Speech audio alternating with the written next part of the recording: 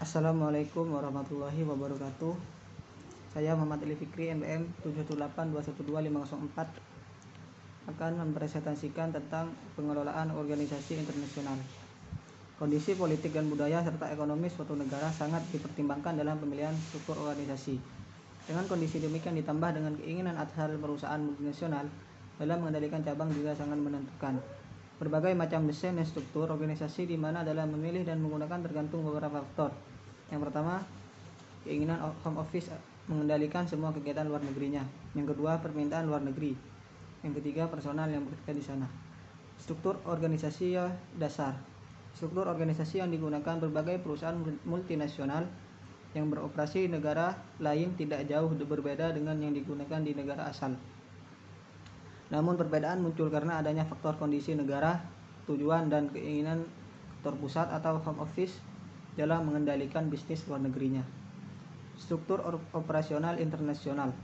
Salah satu penyusunan struktur organisasi internasional yang awal adalah memasukkan semua cabang yang ada di berbagai negara ke dalam satu divisi yang disebut operasi internasional, di mana selanjutnya berkembang sesuai dengan kebutuhan dan dikembangkan berdasarkan operasi internasional. Struktur divisi internasional. Dalam perusahaan internasional yang terus berkembang, cabang-cabang biasanya dikelompokkan ke dalam sebuah struktur divisi internasional yang menangani seluruh operasi di berbagai negara ke dalam suatu divisi tersebut. Penyusunan struktur global. Struktur organisasi global dapat dibedakan menjadi 3 tipe yang secara umum adalah sebagai berikut. Yang pertama, divisi produk global. Yang kedua, divisi area global. Yang ketiga, divisi fungsi global. Struktur organisasi dari merger. Adanya akuisisi yang dilakukan oleh perusahaan multinasional menjadikan harus ada struktur organisasi baru. Penyusunan struktur organisasi baru diharapkan adanya sinergi antara struktur organisasi perusahaan yang mengakuisisi dan yang diakuisisi. Contoh, Siemens dari Jerman merupakan perusahaan elektronik di Jerman yang membeli Nickdorf komputer dari Inggris. Yang kedua, Ford Motor membeli perusahaan motor Jaguar dari Inggris. Struktur organisasi dari joint venture. Adanya perjanjian kerjasama yang dilakukan 2 atau lebih perusahaan multinasional menjadikan mereka harus melakukan koordinasi atas keseluruhan barang yang dikerjasamakan. Dalam perjanjian kerjasama dapat dilakukan hanya sebagian saja seperti produksi, pemasaran, atau keuangan. Yang ketiga, struktur yang dibangun untuk melakukan kerjasama tentu bersifat lebih fleksibel dan tidak bersifat tradisional. Struktur organisasi dari Keiretsu.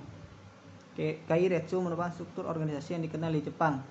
Selain besar dan vertikal juga terdiri dari banyak perusahaan yang tergabung dan bekerja sama satu dengan yang lain secara lebih dekat. Contoh, Keiretsu yang dibangun kelompok Mitsubishi ini terdiri dari 28 anggota inti yang terikat bersama dengan saling bertukar kepemilikan dan bisnis jangka panjang. Karakteristik organisasi. Formalisasi adalah sebagai penggunaan struktur dan sistem dalam pengambilan keputusan, komunikasi, dan pengendalian. Spesialisasi adalah kemampuan individu secara khusus dapat melakukan tugas-tugas tertentu. Sentralisasi merupakan sistem manajemen di mana pengambilan keputusan yang penting dibuat pada tingkat puncak, kebalikannya adalah desentralisasi.